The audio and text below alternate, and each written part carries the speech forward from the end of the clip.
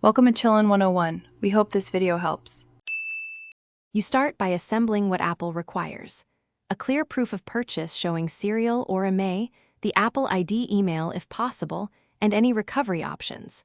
Immediately attempt an Apple ID password reset via I forgot to avoid escalation.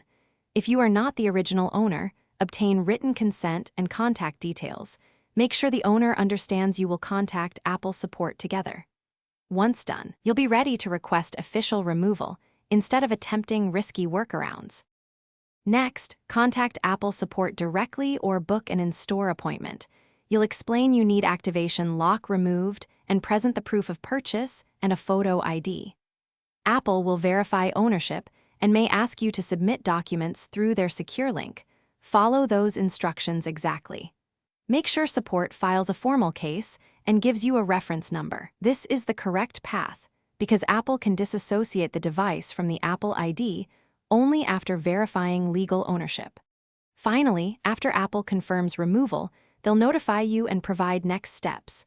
Follow them to erase or restore the iPhone and sign in with your own Apple ID.